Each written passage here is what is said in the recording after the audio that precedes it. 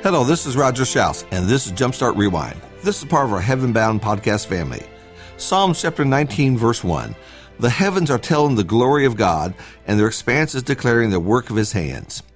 One of the fascinating connections between Scripture and nature is the revelation of God. The beginning of Romans state his invisible attributes, his eternal power, and his divine nature have been clearly seen, being understood through what has been made. Earlier in Psalms, we find, who have displayed your splendor above the heavens. Our verse states that the heavens are declaring the works of God's hand. There are no words, their speech is not heard, but the eye sees what God has done. In a recent sermon, I explained the enormous vastness of our solar system. The numbers are so large that we can't appreciate them. For instance, we live in the Milky Way galaxy. Earth to the farthest planet, Neptune, is 2.69 billion miles. It's pretty well understood that there are between 100 billion and 400 billion stars just in the Milky Way alone. Because of the Hubble telescope focusing deeper into space, astronomers and astrophysicists have estimated that there are at least 200 billion galaxies, each one containing 100 million to a billion stars. Try multiplying 200 billion with 1 billion. One scientist tried to explain it this way. He said, imagine a Cheerio represents one galaxy.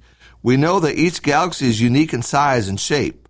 200 billion Cheerios would fill 4,000 standard-size in-ground swimming pools.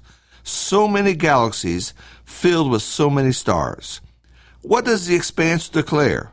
What is it telling us about God? First, our God is amazing and big. We are now seeing things in deep space that no one has ever seen before. Your great-grandfather never saw what we see today. Peter never realized how many stars are up in the sky. And in Psalms 147, it says, we find that God numbers and gives names to all the stars. There are more stars than there are words in the English language. With all of this, we wonder why. Why did God make the universe so large? Why is it just now we're seeing things through telescopes in space that no one has ever known or seen before? It makes us realize that creation is a reflection of God. All artists have a certain style. You can distinguish a Van Gogh painting from a Picasso. Their works are an extension of their personalities and talents. So is creation a reflection of our God. There is no limit to our God.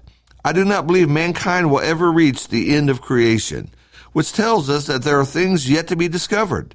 There are things in future generations that we will never know about. And all this fits together, works together, and is tied together by our God. Secondly, Psalms 8 says, when I consider your heavens and the work of your fingers, the moon and the stars which you have ordained, what is man that you take thought of him? It's very easy to feel small and insignificant when one looks at the massive universe. Distances are measured in light years. The twinkling stars that we see in the night sky is light from years ago. It took that long to reach planet Earth. How easy it is to think that I am a nobody. In this massive creation, you are the one who is made in the image of God. Not the galaxies, not the stars, but you. And it's you that Jesus came and died for. He didn't die to save the planet. He didn't die to save the moon or the stars. He died for you. And as massive as this creation is, it is your words that the Lord hears in prayers. It is your hairs that he has numbered. It is your faith that he recognizes. God didn't have to do all this. It could have just, and it wasn't just outer space we see this.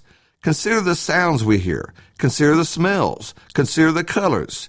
Do you know that there are over 10 billion or 10 million colors?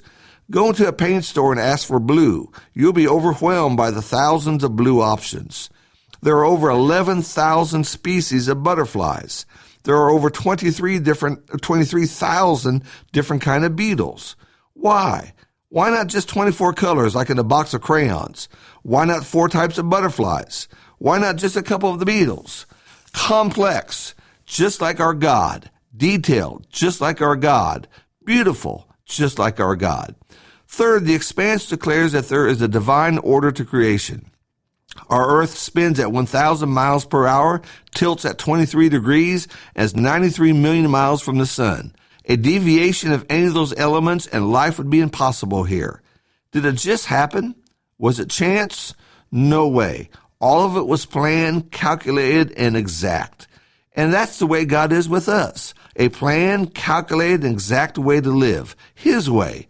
And when we do that, we find the blessings of fellowship and forgiveness.